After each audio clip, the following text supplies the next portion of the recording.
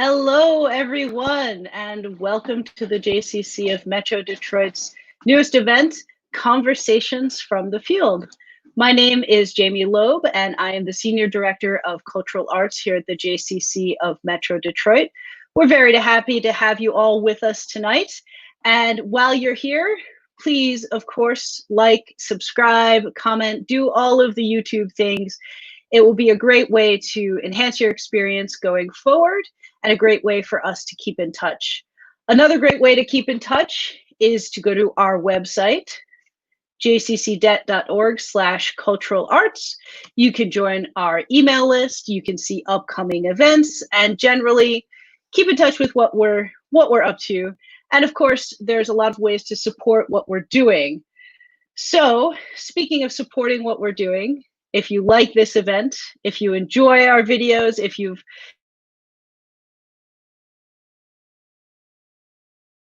we hope to support our work by donating to the Cultural Arts Department or becoming a Cultural Arts patron. Of course, you can do all of that at our website. So if you are watching on your computer, you can comment as well on YouTube. If you're watching on your TV or you just don't like the YouTube comments feature, feel free to send a text to this number, 248-973-7286. We'll keep that number on the screen, so don't worry. And feel free to send your comments, your questions throughout the event. Our wonderful guests will do their best to take as many questions as possible. They do have a lot to say to you, so apologies in advance if we don't get to your question. So speaking of comments and how to tell us what's going on, I believe we have some guests with us from outside the Metro Detroit area. So please do drop us a line, let us know where you're watching from, let us know if you're interested in other things. It helps us to, just know who our audience is and how we can better serve them. So with that, I would like to introduce our host for the evening, Alan Maniker. Good evening, everyone, and welcome. Thanks so much for tuning in tonight. And as Jamie mentioned, tonight we begin a new series entitled Conversations from the Field that was initiated by the Jewish Community Center of Metropolitan Detroit. For those of you that don't know me, I was born in Detroit, Michigan. I grew up in a suburb, Southfield. And after graduation from high school, went up to the University of Michigan, where I was a double major in dance and pre-med. And after that first year at University of Michigan, I transferred to the Juilliard School here in New York City, which is where I'm broadcasting from today, right here in my kitchen. And I graduated from Juilliard with a Bachelor of Fine Arts in Dance. I started performing professionally my second year at Juilliard and then continued for another 5 years performing professionally before I finished my pre-med studies and returned to Detroit to obtain my MD degree from the Wayne State University School of Medicine. From there, I moved back to New York City, where I completed my internship and residency training in neurological surgery. And for the next 30 years, I was a neurosurgeon, recently retiring as chairman of neurosurgery at Beth Israel Medical Center here in Manhattan, and a professor of neurosurgery at the Mount Sinai School of Medicine. And over the course of the years, I've had this wonderful opportunity to meet incredibly interesting and engaging people. And it's the aim of this series to bring those people to you so that you can get to know them a little bit in the way that I did. So without further ado, I'm going to share my screen for a moment so that I can show you something. And here it is.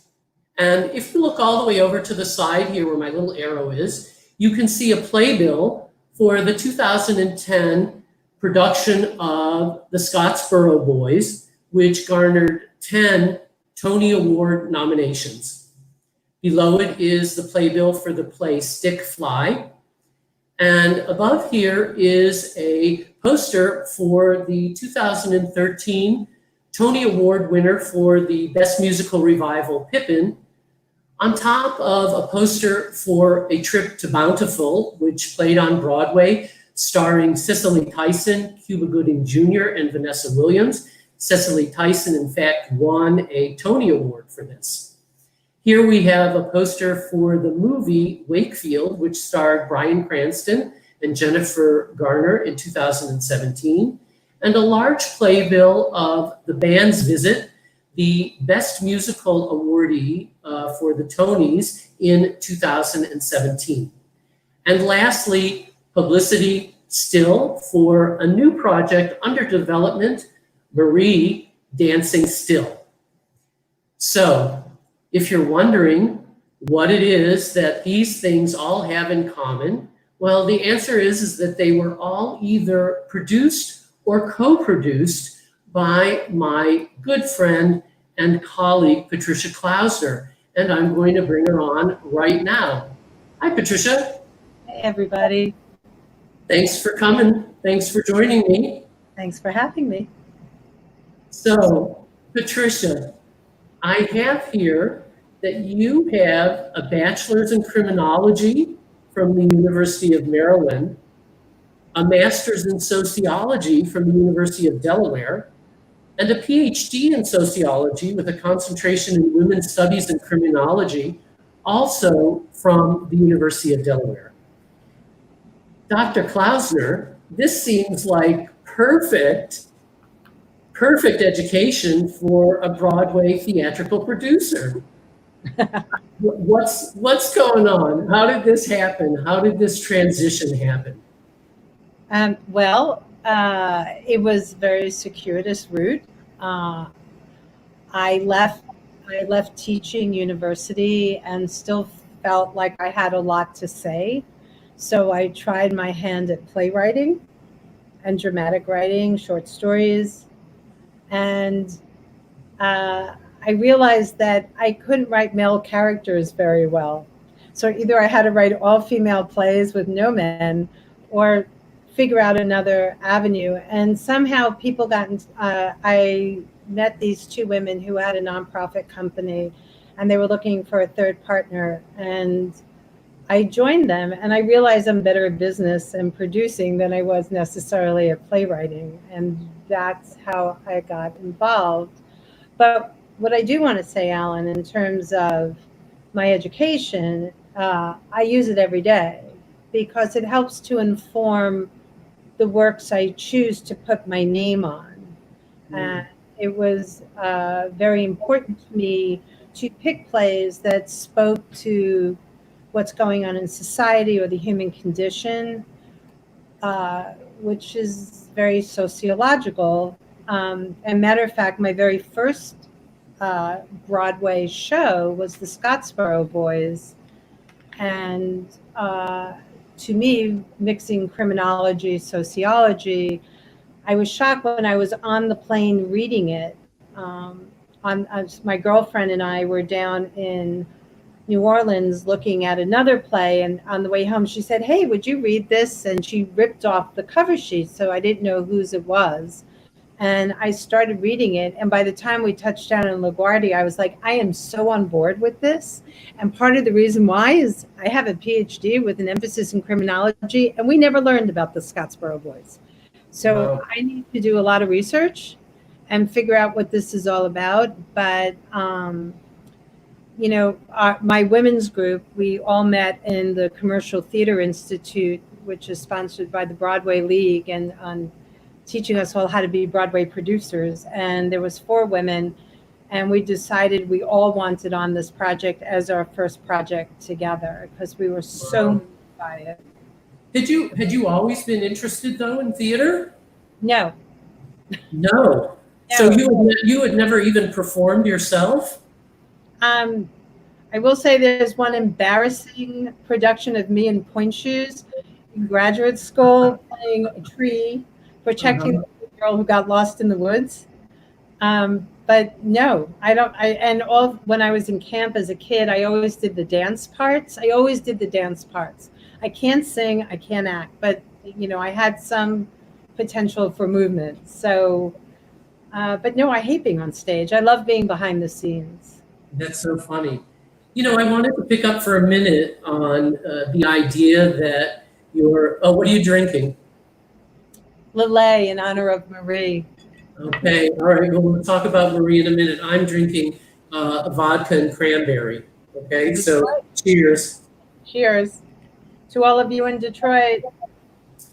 And Los Angeles and Albuquerque and Philadelphia and New Mexico. So just a few people from all over the country. But it's funny because when I went into neurosurgery, many people asked me, how does your dance education fit into it? And it's really incredible because the discipline and the effort required to master the art of dance so comes into exactly the way you have to approach any kind of surgical and neurosurgical field in particular. So education is never wasted, even if it's so far away from what you imagine is going to be your final outcome. So I'm also curious that when you got into actually producing, was it what you imagined it would be? Yay and nay. I started out in nonprofit theater, so I was doing everything that a producer on Broadway would do, but with a lot less zeros attached to it. And then when you move to Broadway, your first entry is either as an investor or as a co-producer. And the role of a co-producer, an investor is simple, you invest money. A co-producer is someone who helps the producer in many ways. One of the main ways is to raise funds for the production, because Broadway shows now are very expensive. And so your job is to go out and help raise funds for the production. And you learn through that, like different avenues, depending on who the lead producer is, the producer. They may involve you a lot. There are certain lead producers who are just so giving and really wanting everyone's input. And there are some who are less, so you kind of align, you learn who you want to work with and who you're comfortable with. And you glean as much as you can to hopefully the day comes where maybe you will take the lead role. Right now, to date, I have been an investor and a co-producer. And, on Marie, my role is becoming a little bit more in the role of producer, helping the lead producer in many more ways. So it's very interesting. The progression is interesting. Right, but so you say that you. Sorry, I'm getting here.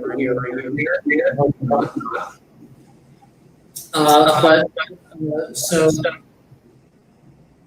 producers mostly are involved with fundraising. Is that correct? The lead producer, the co-producers are mostly involved with fundraising and marketing.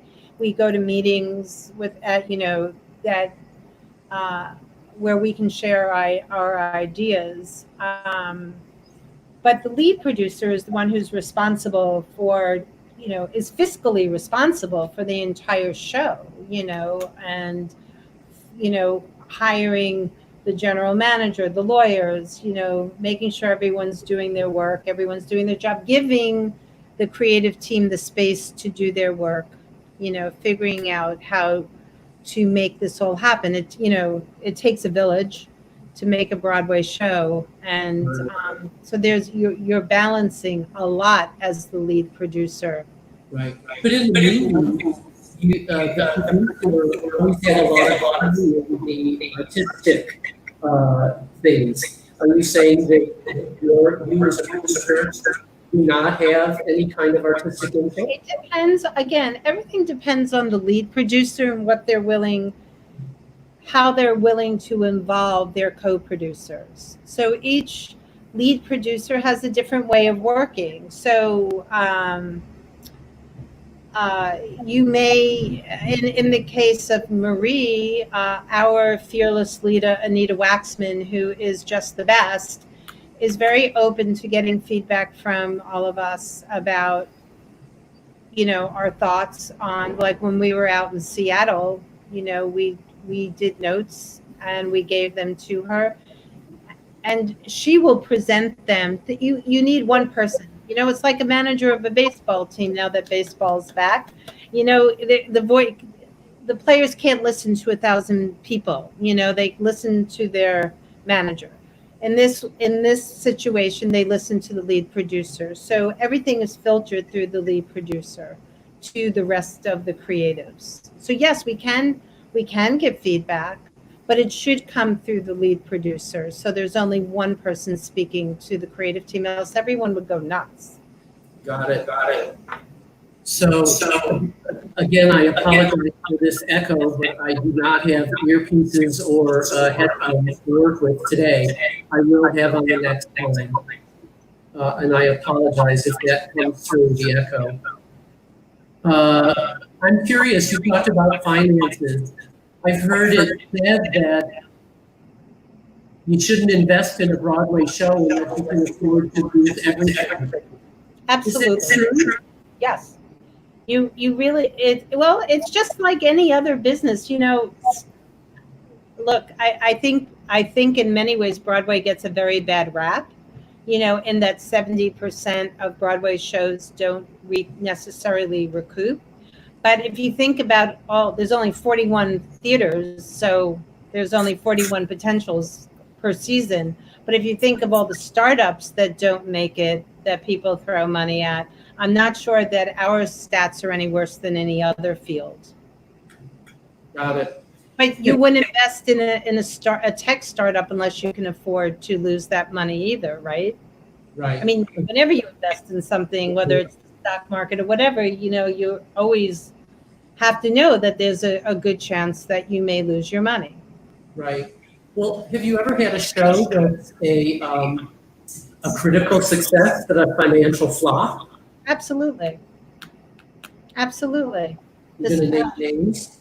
Well, the Scottsboro Boys was a critical success, and financially it didn't do well. But I have to say it was a unique show in that, and I think my business partner may be listening, Sharon Carr, so a shout out to you.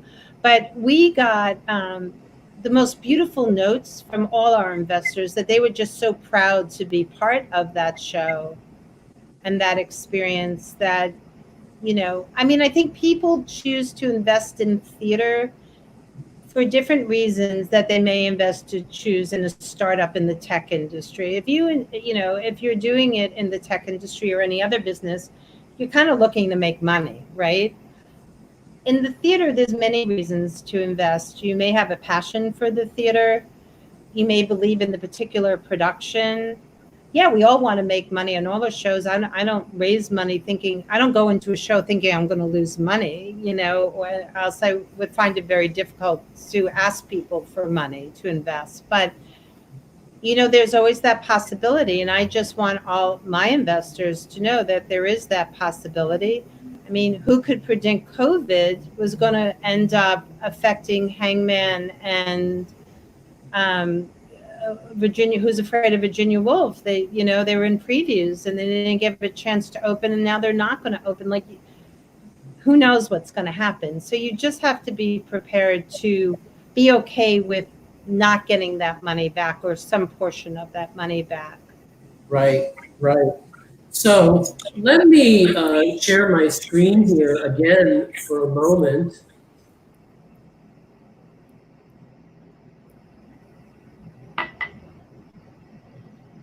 And let us talk about the band visit, which I know you were involved in. And maybe you can give us a little plot summary and how you got involved.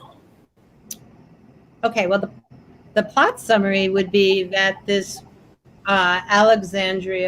Egyptian band called the Alexandria Ceremonial band comes to Israel to play for the opening of a Arab Cultural Center in Petah Tikva with a P, but they end up taking a bus to Beta Tikva with a B, and which is in the desert and is culturally void.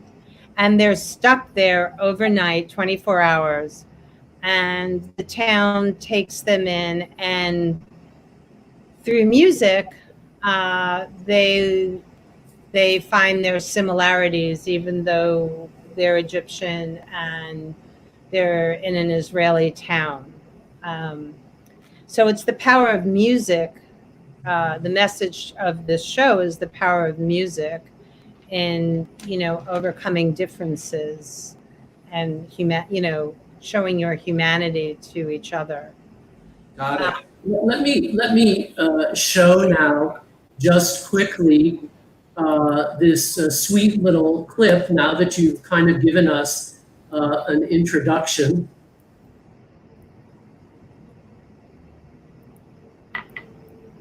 Let me tell you about Petah. Such a city, everybody loves it. Lots of fun, lots of art, lots of culture. That's Petah. Where you are, this is not Petah. Such a city, nobody knows it. Lots of fun, lots of art, lots of culture. This is Petah. Like it boring, like it barren, like it bullshit. Like it blah. Like it basically click and page and blah, blah, blah. Stick a pin in the map of the desert. Build a road to the middle of the desert. Put cement on the spot in the desert. That's Petah. Welcome to nowhere, behold. But there was once only desert in the town of Petah. That's such a great song. I love it. Love it. And both of them won Tony Awards, correct? Yes. Actually, the band's visit won 10 Tony Awards. Right. But Tony Shalhoub won a Tony as well for Best Actor. Tony and Katrina Lenk, yes. Katrina Lenk, right, won for Best Actress. Also, I believe the gentleman Ariel Stachel, who played Khalid, who sings that fabulous Chet Baker-like song, jazz song later on in the show, right. Also for featured actor. Right. Were you surprised at the great success? Well, yes and no. I mean, it was a magnificent show. It was such a unique show in so many ways, and it really spoke to the human condition. And I think you have to also look at, in any Tony year, you have to look at what's up, what your competition is. And it was a lot of music. I believe that year was a lot of music, films to musicals. And, this one had real heart. And I think that's what really got the Tony voters, is that it really had heart. So, yes, I think in certain areas, maybe it was a big surprise to win 10. But I think everyone was deserving. Right. How many times do you think you saw the show? On Broadway, I think I saw it 5 or 6 times. Oh, that's not a lot. No, because there weren't seats available. Some theaters allow producers and co-producers to stand in the back, and some do not. So there weren't a lot of seats available, which is a good thing. Right.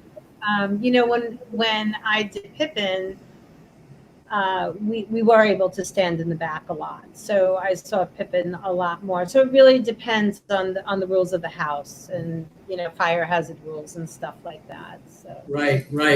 So, Patricia, something tells me that most of us are never going to get to attend the Tony Awards, let alone go up on stage and receive the Tony for Best Musical. Can you walk us through that night? Yeah, but it doesn't start that night. It starts with the agonizing shopping of the dress and shoes that you can walk up the stairs to, you know? Well, did anybody stop you and ask you what you were wearing? What designer were you wearing? No, and thank God for that. No, because I don't do the red carpet. It's not my thing. And no, What, you snuck in the back door? we were let in on the side. I mean, they're pretty protective. Also, well, it's not my thing, but also no, there was not a lot of red carpet is reserved for the stars. Not, can you imagine? I mean, like if you ever look at a playbill and the amount of co-producers that are listed above title, if they all wanted to walk the red carpet, the Tony Awards wouldn't start till midnight, so no. So how long did it take you to find the dress? A long time, a very long time. Did you spend more than your budget? No. Good for you. Each Tony Award was really a very different dress and a very different budget.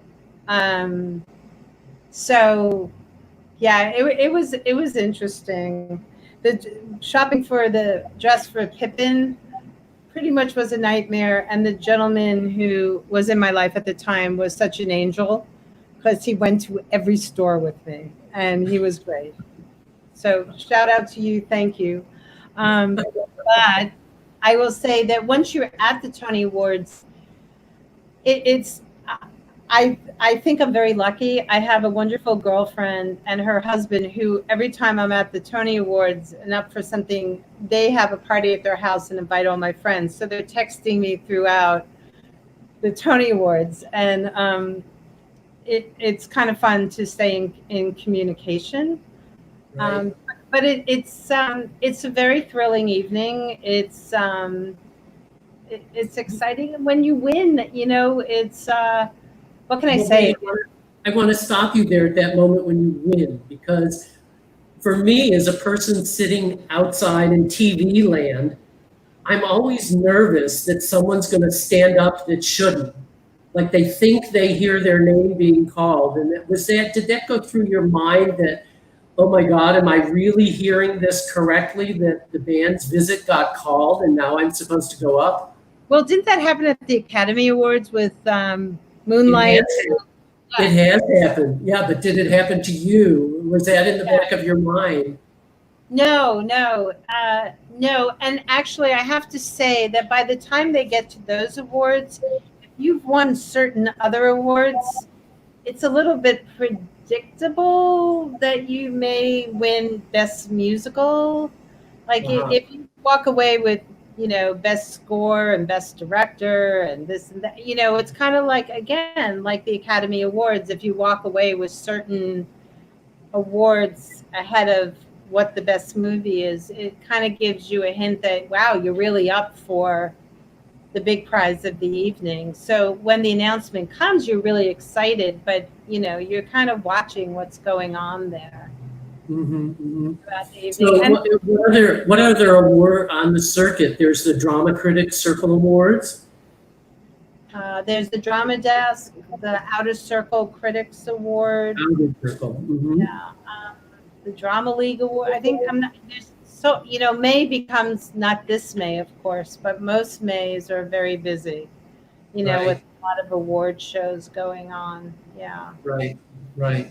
I think they're all very independent of each other. I don't think one necessarily guarantees the other. I think maybe more in Hollywood that may happen, where people tend to be handicapping based on different awards, than the foreign press awards or something, then they have more of a chance. But I'm not sure that really happens in theater as much.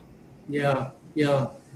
So I'm going to move on. I want to share my screen again, because you did already mention that you had a role in the production of the Scottsboro Boys.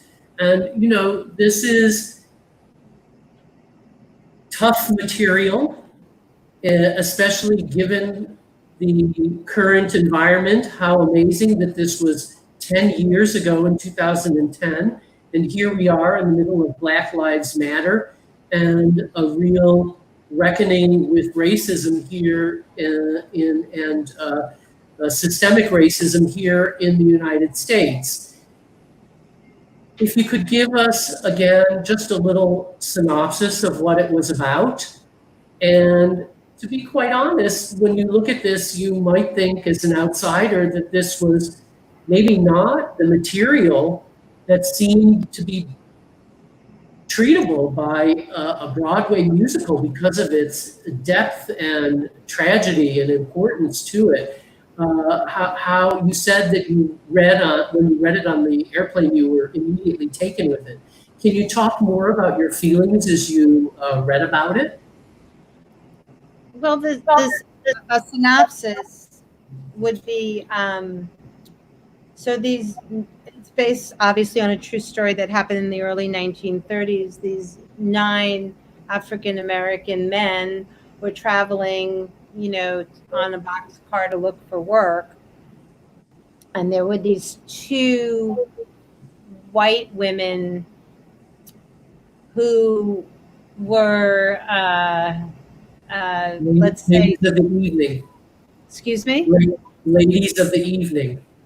Ladies of the evening, yes. And when the car stopped, they were afraid they were going to be arrested for crossing the state line for prostitution. So they claimed that they got raped by these 9 men. And it became a cause celeb in the sense that the Communist Party got very involved and a lot of celebrities got involved. And it, actually led to some really amazing changes in our judicial system, including that you need to be judged by a jury of your peers. So it had a tremendous effect on our judicial system going forward. It was an interesting choice to musicalize. I think through musicalizing it, it actually made the story almost more palatable for people to listen to. What Kendra Nebb and Sue Stroman and Tommy Thompson did on this is they turned the minstrel show on its head and actually told the minstrel show the story of the Scottsboro Boys as a minstrel show from the point of view of the boys, the Scottsboro Boys. So let me stop you for a minute and share a short clip also from that show.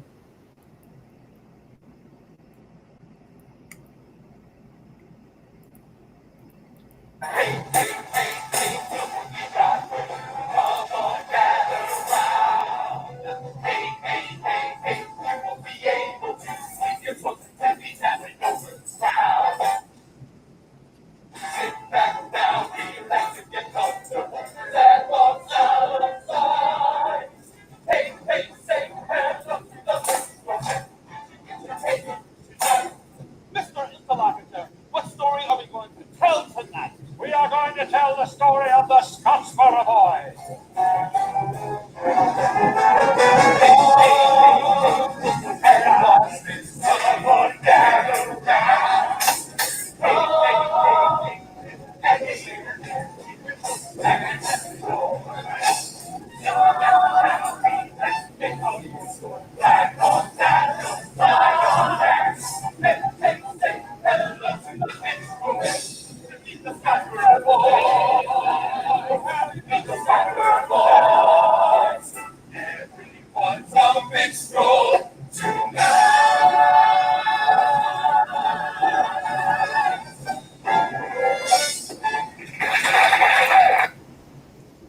So there was, Patricia, a very interesting comment from Eric here asking, why do you think it did not do as well in the United States as it did in the UK?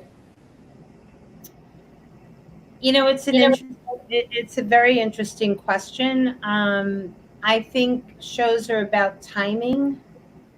And I think it was a show before its time, number one. I think number two, it opened on Halloween, I think it was, and we were heading into the holiday season, and I think people's tastes are different. I think if we had opened later on in the year, it may have felt differently. But I do think it was ahead of its time. I don't think America was ready to really look at racism. It'd be interesting to see what it would be like today, given the Black Lives Matters movement. You know, it was written by Kander and Ebb and Tommy Thompson and directed by Stu Stroman, who were all white. And I know that was an issue in the African American community that we did try to address by explaining that you know, it really does speak from the African American perspective. You know, but it was a really tough show. In England, and we were part of the UK production as well. It got wonderful reviews. Didn't do great financially, but did get wonderful reviews. And the lead producer, Catherine Shriver, did an amazing job in really, you know, and really bringing the show to the folks in England. And now, apparently, we hear that they built a new theater across from the courthouse in Alabama, where the boys were tried. And the first show they want to open with is the Scottsboro Boys, which is really fascinating to do it in Alabama. Yeah. So, but I want to go back for a second when you said that there was some flack from the African American community. Was that the African American community in general, or the theatrical African American community, or both? That's a good question. I think it was more general. There was a few comments from the theatrical community, but I think the big push was really from African American leaders who really had a problem with the show. And a bunch of us went up to Harlem to actually sit down and talk about the show, and offered free tickets so they could really come see it and then decide if they still felt the same way. Well, did you get feedback? Of those people who came and saw the show, a lot of them really liked it, and really thought it was a great show. I didn't speak to everybody who came, but, you know, it seemed like you know, I think unfortunately a lot of things happen where like people just jump on a bandwagon and, you know, and then just start repeating things and not really seeing it for themselves. So we wanted them to see it for themselves and then come away with their own opinions. And they could still feel the same way, and that would be fine, but at least they saw it and then had their own personal opinion. Do you imagine that if it were written today, in today's atmosphere, do you think that it would be presented? Are there things that might have been added or subtracted given today's atmosphere? Or does it still stand? I think the work stands on its own. I really do. I think the lead producers may have made different decisions, maybe in terms of including more African Americans on the creative and production team. But I think that's going to happen to all shows, given what's going on today, which is a wonderful thing for diversity. And we're all looking at ways now to address the thoughts of the African American community in the theater. Wonderful. So we have your newest project to turn to. And I'm going to share my screen again.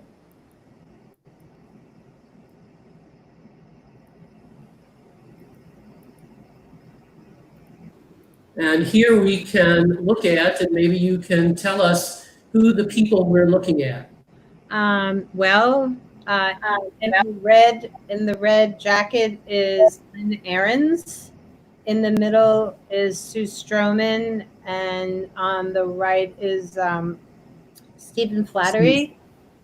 Ahrens and Flattery are the composer and lyricist and book writer of Marie. They have also brought us Ragtime, Once on This Island, and a host of other shows, including Anastasia.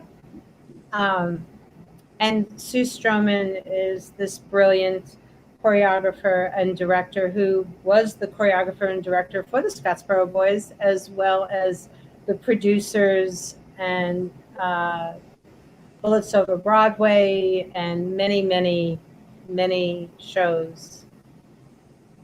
And then the picture on the right is the Little Dancer, which is the famous sculpture by Degas, which is what this story is about. The actual little dancer who inspired Degas to create this sculpture. Right. So that's actually the Met's version. I know we talked about this before. There are actually 28 bronzes. He originally sculpted it in wax. I know all this because in my retirement, I've been a docent at the Metropolitan Museum of Art. It's very sad to have it closed right now. But behind the little 14-year-old dancer are two paintings that I frequently present, also by Edgar Degas. But the little 14-year-old dancer's name was Marie Van Goten, and she was a corps de ballet dancer in the Paris Opera Ballet, who, not unlike many of the corps de ballet dancers of that time, was also, like we used earlier, a lady of the night. Although they didn't really have to do that then, because the Paris Opera had a system of subscribers. They were called the abonnés, and they were all men. And once you were an abonné, you were allowed into, at intermission, an area of the opera called the Salon de Danse. And there, all of the corps de ballet dancers would come and arrange for their quote-unquote dates after the performance. And Marie, of course, was one of them. Now, I know we've also talked about, it wasn't always named Marie Dancing Still. Can you tell us what was another name that it had? Well, when it originally came out and played at the Kennedy Center back in, I think 2015 maybe, it was called Little Dancer, named after, of course, the famous sculpture. Unfortunately, on Broadway, we do a lot of research studies and focus groups, kind of like Hollywood. And people were confusing the Little Dancer with Elton John's Tiny Dancer. And, it was... So they thought you were doing an Elton John musical, huh? Yeah. Okay, let me share again yet another clip because we know that Marie had one of its out of New York tryouts at the Fifth Avenue Theater in Seattle. So let's have a look here at some of it. And I see you're a girl who thinks fast on her feet. Someone who dances along to her own unmistakable beat. Me with my fiddle, you on your toes, finding new ways to bend on rules. Really the interesting lives of the people you meet, who do what they do for a coin on the street. The interesting lives of music musicians and dancers and fools. In between virtue and hate, in between inquisitive and rude, somewhere in between, a laundress and queen, alternately lofty and cocky, in between a rocky little monkey and the woman she's beginning to be. Such a difference in between a thousand dancers and Marie. Look at that rebellious. I see my young self in the midst of the swarm, that talented out for a desperate girl who knew what she wanted, but not what a price she would pay. Sing about it, sing about it, sing about it.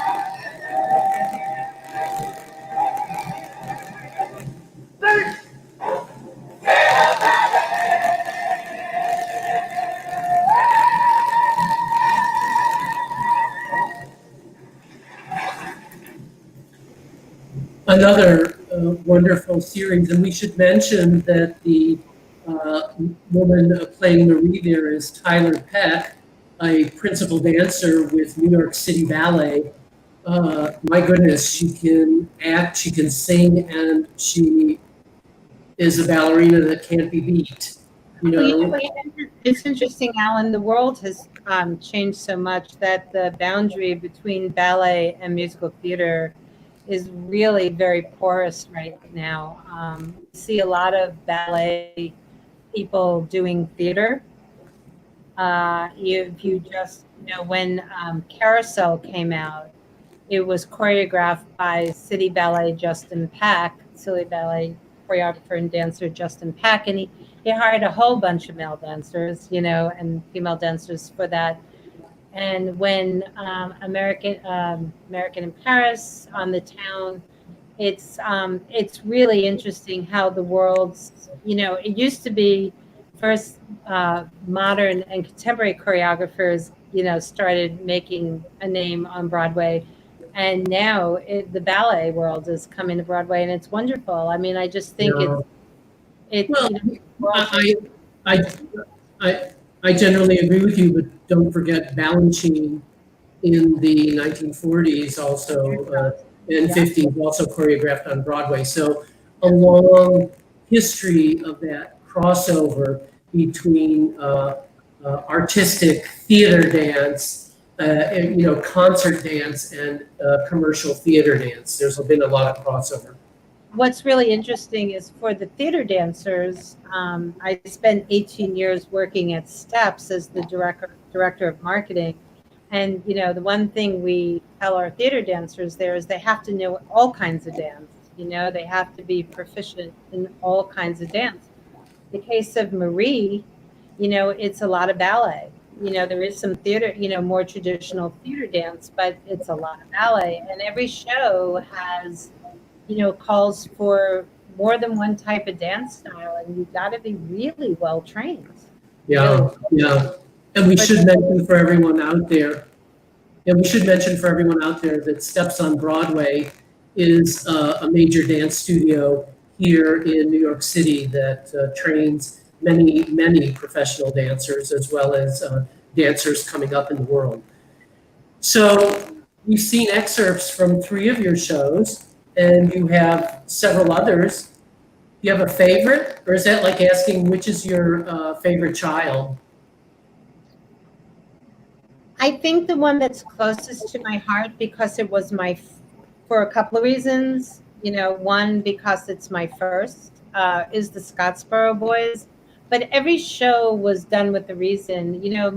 My oldest nephew was graduating college when we got involved in Pippin, and just thinking about him trying to find his corner of the sky, was it was a tribute to my nephew Brandon. That's why I did that show, because I know those kids getting out of college didn't have it as easy as, let's say, I had it when I got out of college.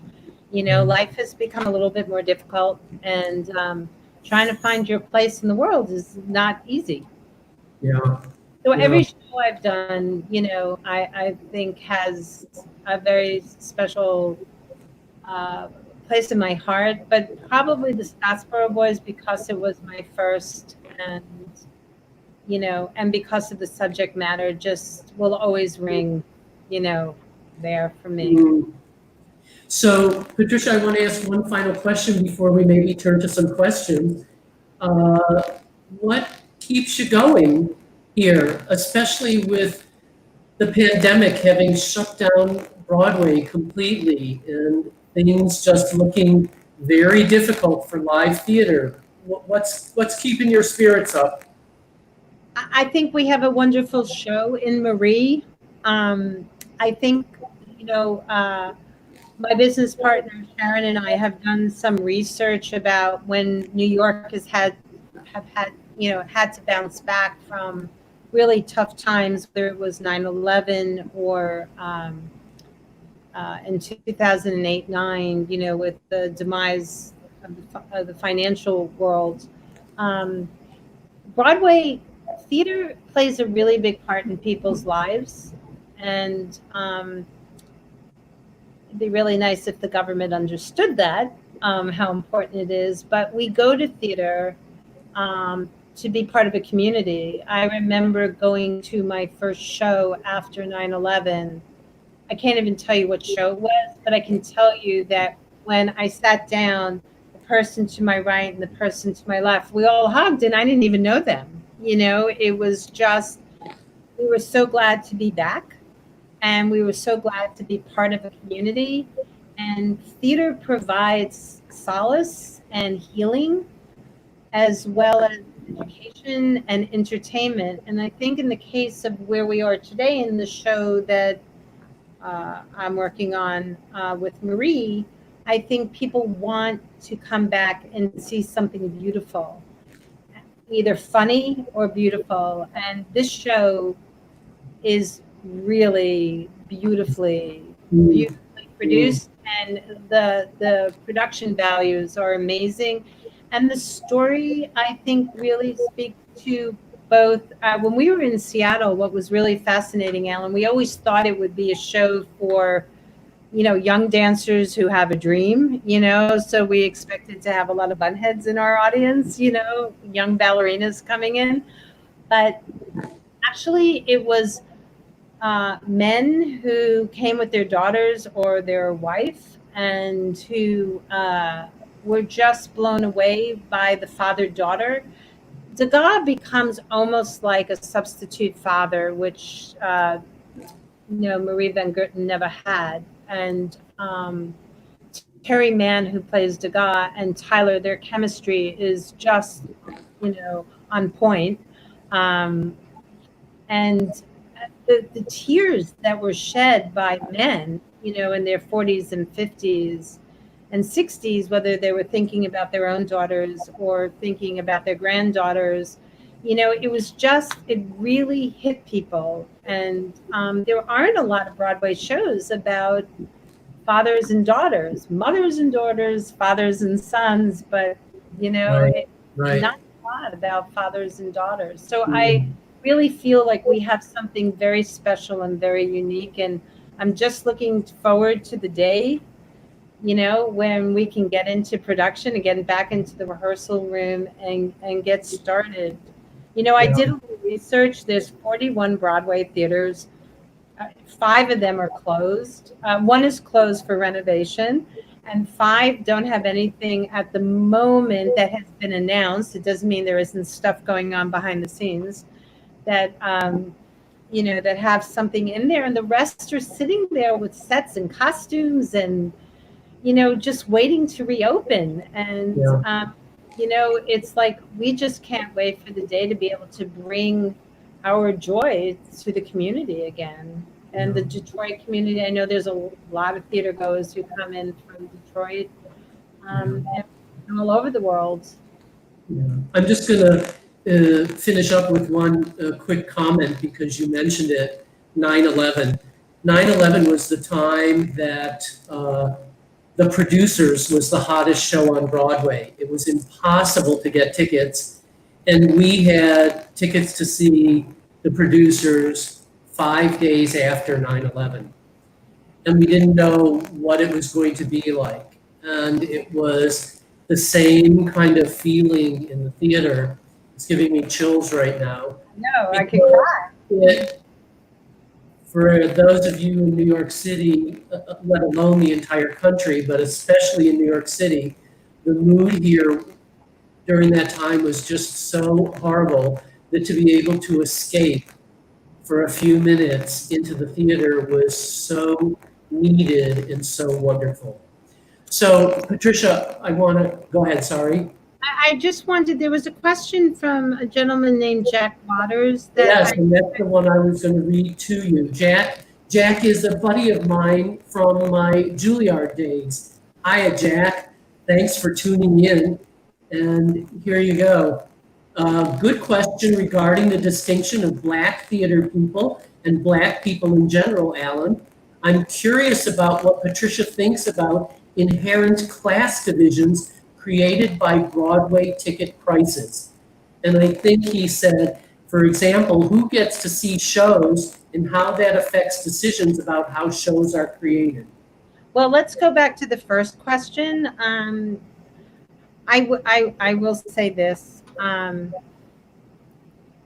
think there are class divisions created by the variation in prices. I also think we don't do a good job in letting Black, Indigenous, people of color communities know about all the discounts that are available for tickets. I remember being on the Scottsboro Boys and trying to figure out how we can open up a TKTS up in Harlem. You know, there's one down on Wall Street and there's one on 47th Street. And I thought how great it would be if there could be a TKTS booth up in Harlem. The TKTS booth, for those of you who don't know, it sells discounted tickets, anywhere between 30 and 50% off. But there are also even more now than when there were back in 2010, discount sites available. And I think if we want to engage these communities other than white communities, it behooves us to make that information available to all communities. Wasn't there, correct me if I'm wrong, but I believe Lin-Manuel Miranda reached out extensively with tickets to Hamilton and discounted tickets and school group tickets, especially underprivileged communities. Look, all shows do special performances for school groups. For a long time, Target funded, I don't know if they still do, this like $5 tickets for schools to show up in their special performances of a lot of Broadway shows for school groups. There's a lot of ways that schools in the Department of Education gets their kids to the theater. There's wonderful organization that brings children to the theater to learn about the things they don't see not about performance, but about how the stagecraft is created. So hopefully engage students into not just thinking theater is about the actors and the director, but there's a whole host of a lot of activities, set design, costume design, magic, this, that, lighting design.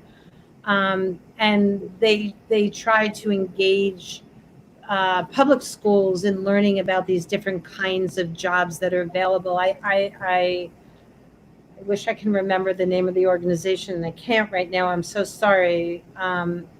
But it's a wonderful organization. And I think the more we do as a community, the Broadway League gets involved in opening the eyes of children across the board in all communities, the various jobs that are available in the theater, then, it will be a better thing. And I know everyone's working on this right now, including our show, Marie, and trying to come up with ways to involve, uh, interns who may get college credit, for their work so that they can really begin a career, because so much unfortunately is about networking and what college did you go to, and that's the way this community has been run, and it has to change.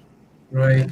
So that ties into another question which someone asked, which is, what advice do you have for young people who are interested in getting into the theater business? And by that, I'm assuming we're talking about the business end of theater, not the on-stage end of theater. Well, there's a lot of ways for young people. I don't know how you're defining young, but if you're talking about Broadway and you're finished college, you can apply for jobs in producer's office and general manager's office and the marketing companies, depending on what area you're interested. There's also a wonderful course offered. I mentioned it before, the Commercial Theater Institute, which is, they have a 3-day event every April, and then they have a 14-week every Monday night course, which it's all about networking and getting yourself in there and getting yourself in front of people. But it all depends what part of the theater business you want to get involved in. If you want to be an agent, a talent agent, you may end up starting in the mailroom or being someone's assistant, but you work your way up. Just like in any business, you have to work your way up. Yeah, but aren't there now also college degrees that I don't necessarily think were available when, at least when I was in school, on arts administration and things such as that really teach you the business behind presenting arts? Yes, I mean, there are arts administration, arts management degrees. I think NYU has one. Marymount Manhattan College here in New York also has one, I believe. Columbia has one. Columbia has one. Yes, you could do that. But again, we all graduate from college with a degree. It's how you turn that into something that becomes really important.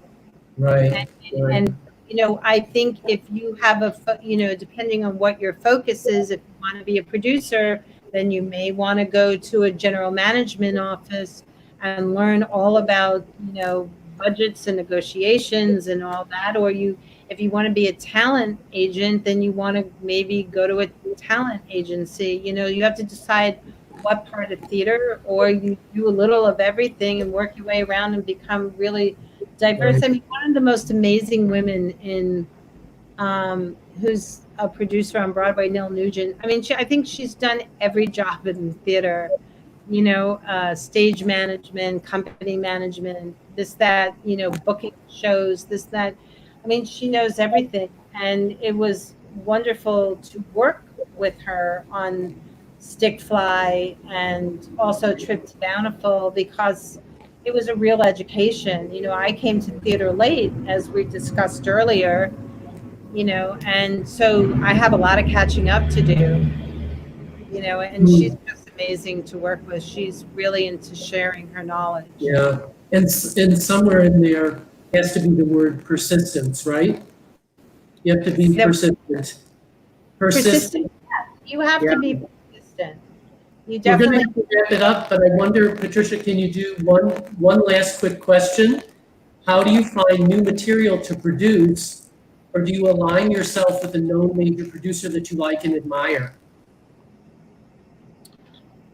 I don't necessarily align myself with anybody, because I think all producers create, get hold of material that may interest me. And it's interesting, if we go back to the band's visit, my partner Sharon and I came to that very late.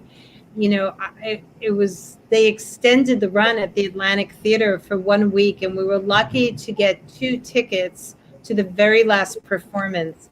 And when it was over, we found Orrin Wolf, who was the lead producer, and begged him to get on the show, because it was pretty much done. I mean, like, everybody wanted to be on the show, and he found us a spot, which was just so wonderful.